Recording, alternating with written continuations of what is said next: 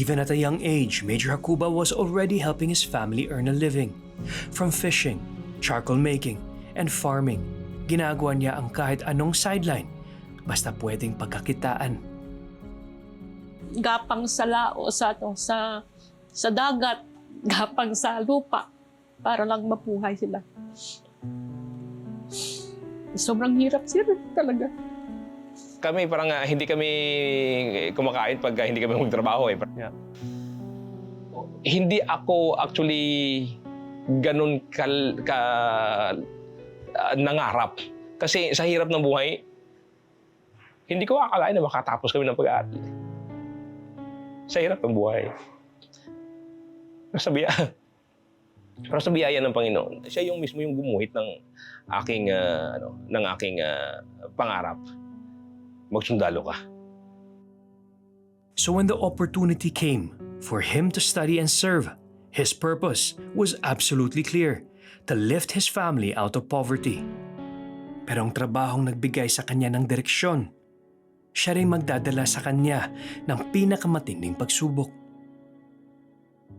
Naawa ako sa kanya. Sabi ko, napakabait naman itong anak ko. Bakit naman nangyari ito sa kanya? Talaga. Sabi ko nga, kung pwede lang nga, ay nung nangyari na sa kanya ng ganyan, Inday, kung pwede lang iuwi kita sa bahay, ibalot ulit sa lampin at alagaan, sir. Talaga. Yun ang inisip ko talaga. Sabi ko,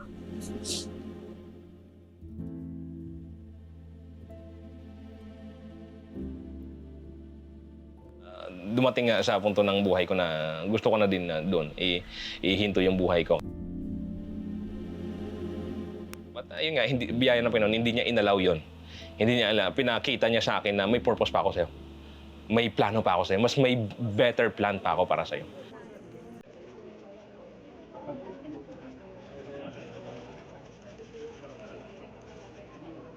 Yun na 2016, bumisita ang former president doon. Sir, yes, sir. Sir.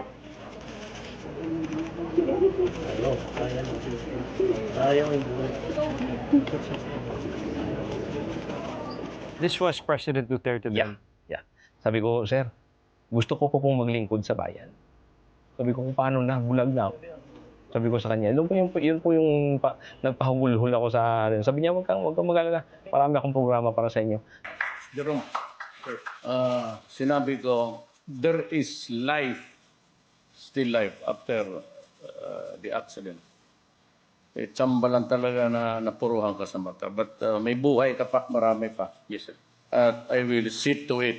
I will reinvent you from being a soldier with eyesight to a soldier without sight but still functional. Yes, sir. Para talagang sundalo. Yes, sir.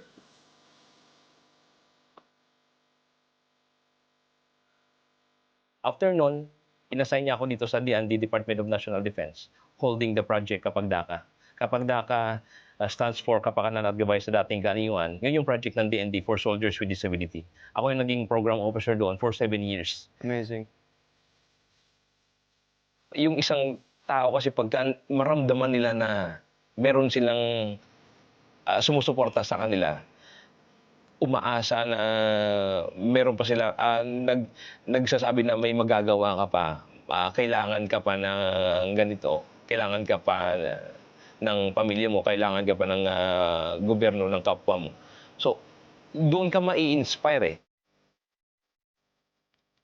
Sinusupport na lang po namin siya. Hindi na po namin, actually, hindi ko siya, nung time na nawala yung mata niya, hindi ko siya tinuturing na bulag. Kasi hindi, para doon siya maging dependent. Kasi nung time na hindi ka bulag, wala naman ako. Ngayong bulag ka, hindi mo ako kailangan. Parang nag-strive din siya ng sarili niya. Iga-guide lang kita kung kailangan mo ko na hindi kaya. Kasi buo pa naman yung buong katawan niya, mata niya na naman na nawala. Pero nung time na yung dalawa, alam na nila, pero itong huli, hindi niya alam na, hindi niya naiintindihan na hindi nakakita yung papa niya. So, wow! Oy, yun na! Galing-galing doon. Sarap ba ta? parang ano na lang namin na kailangan natin i-guide si Papa kasi nga hindi si Papa nakakakita. Alis na ako ha. Guide na lang kita. Ha? Guide na lang kita. Ganun lang ako? Yung pagiging ama kasi, ang gusto mong dalhin yung mga anak mo doon sa ibang lugar o gusto mong ituro sa kanila itong bagay na ito.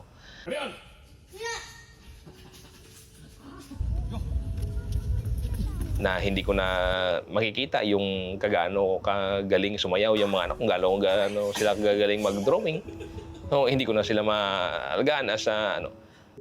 I want to see you. Thank you. I want to see you. Pero sa gitna ng pagkawala, natutuhan niyang may ibang paraan ng pagtingin. Kasi, you cannot go well in life until you let go your failure, heartaches, and defeats in your past. Iniwan ko yung past ko as a husband, as a father, na nakakakita ko. And to accept the fact, the reality, that you are blind, that I am already blind. I am a blind father, I am a blind husband, I am a blind soldier.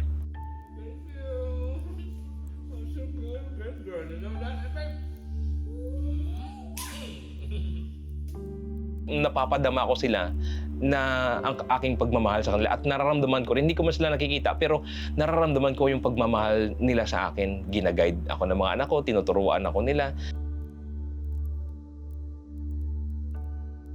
Anong mensahe niyo sa lahat ng mga sundalo that is going through something very, very deep and difficult? God will never leave you Yeah. nor forsake you. Kaya ako, sabi ko nga po, kung saan ako nabulag, doon pa ako nakakita. Yeah. Doon ko pa nakita ang totoong liwanag ng Panginoon sa buhay ko at ang totoong purpose ko dito sa mundo. Ako, Sir Jerome, ay super proud ako sa kanya kasi po kung saan man nanabulag siya, madami siyang taong na-inspired eh.